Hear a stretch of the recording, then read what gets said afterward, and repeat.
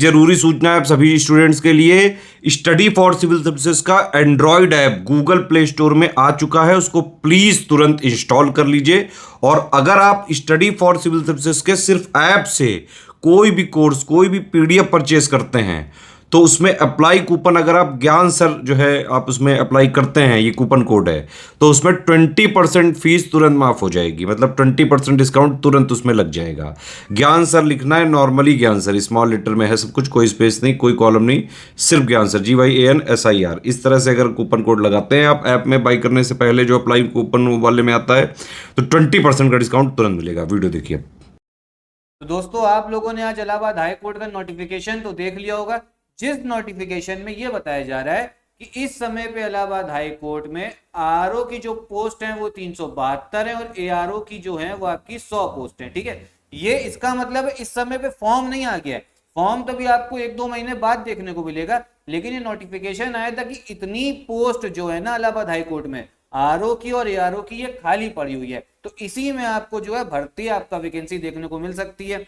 अब यहाँ पर जो है ना फॉर्म आपको कब तक देखने को मिल सकता है, मैक्सिमम से मैक्सिमम सितंबर तक आपका फॉर्म जो है आ सकता है। इस समय जुलाई चल रहा है, जुलाई भी देखो खत्म ही होने वाला है, बस 5-6 दिन बचे हैं, फिर अगस्त तो सितंबर में फॉर्म आ जाएगा, और जब फॉर्म आएगा ना उसके 2 महीने के अंदर ही आपका पेपर भी हो जाएगा। तो अगर इस एग्जाम को आपको पास करना है ना तो आपको तैयारी जो है अभी से करना स्टार्ट कर दो। अब बहुत सारे लोग ऐसे हैं जिनको अभी तक इस चीज पे कंफ्यूजन है, क्या भैया कौन कौन लोग इसका फॉर्म भर सकते हैं, कौन कौन लोग अप्लाई कर सकते हैं। देखो मैं आपके लिए जो 2021 में हुआ था ना, देखो इसके पहले अभी 2024 चल रहा है, 2024 में आना है आपका फॉर्म, 2024 के पहले सीधा 2021 में आई थी इसकी भर्ती। ठीक है, इलाहाबाद हाईकोर्ट के आरओ की, तो मैं उसका एग्जैक्ट नोटिफिकेशन लेके आया हूं आपका।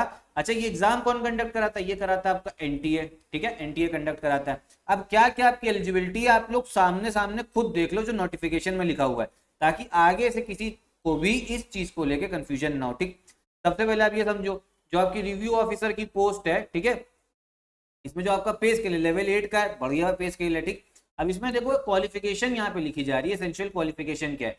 सबसे पहले तो आपको ग्रेजुएशन होना चाहिए, ये जो पॉइंट है ना इसका मतलब है ग्रेजुएशन कम से कम होना चाहिए। ठीक, उसके बाद में आप ये समझो, एक पहली चीज तो ग्रेजुएशन हो गई। ठीक है, मैं आपको लिख भी दे रहा हूँ इधर, ग्रेजुएशन ये तो मस्ट है सबका, किसी का ग्रेजुएशन तो भर नहीं सकता।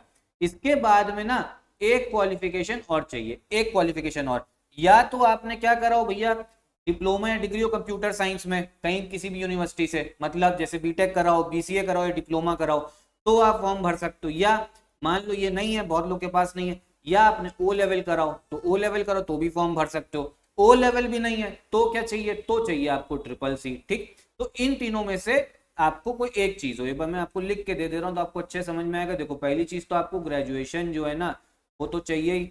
ठीक, ग्रेजुएशन मस्ट है। इसके बाद में एक क्वालिफिकेशन और लगती है।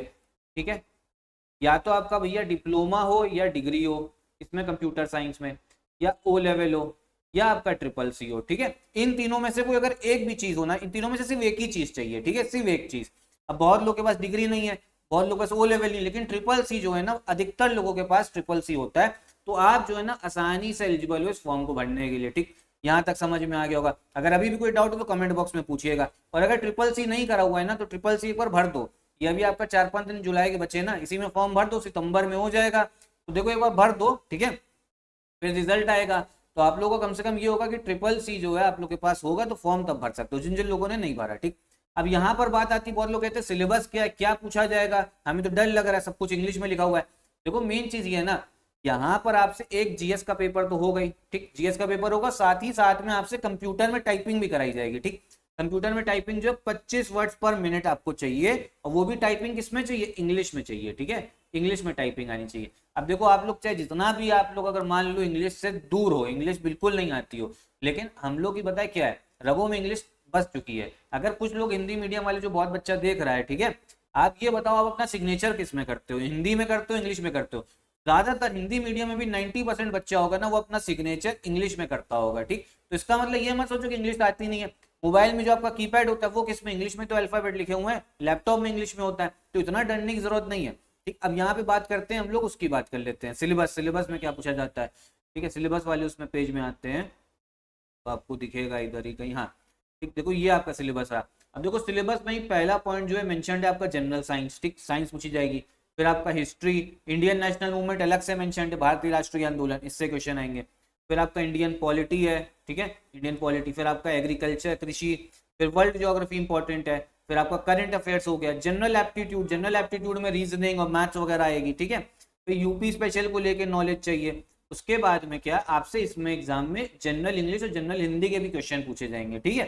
जैसे आरओ जो यूपीपीएससी का आरओ होता है उसमें हिंदी में पूछे जाते हैं, इसमें आपका इंग्लिश में पूछे, इंग्लिश और हिंदी दोनों आएगी। और फिर कंप्यूटर की थोड़ी नॉलेज चाहिए। ये पेपर हो गया।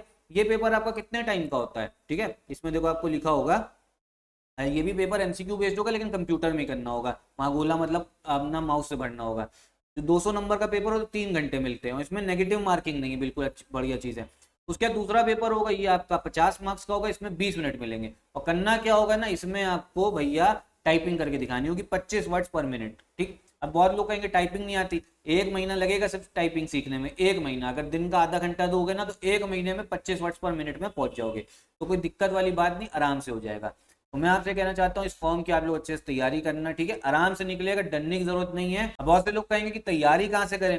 देखो, अगर आपको तैयारी करनी है एक जगह पे रह के, कंप्लीट सिलेक्शन वाली तैयारी, तो हमारा स्टडी फॉर सिविल सर्विस का पेड ग्रुप चल रहा है इसी इलाहाबाद हाईकोर्ट आरओ का। तो एक ही जगह पे कंप्लीट तैयारी, लिमिटेड आपको सिलेक्शन मटेरियल दिया जाएगा, सब कुछ प्रैक्टिस कराया जाएगा, कंप्यूटर के क्वेश्चंस, इंग्लिश के, हिंदी के, ताकि आपका पूरा जो है ना सिलेक्शन वाली तैयारी हो जाए। तो अगर हमारा ग्रुप ज्वाइन करना है तो आप ग्रुप ज्वाइन कर सकते हो। यही वीडियो भी खत्म करते हैं, कोई अगर डाउट हो तो कमेंट बॉक्स में पूछिएगा।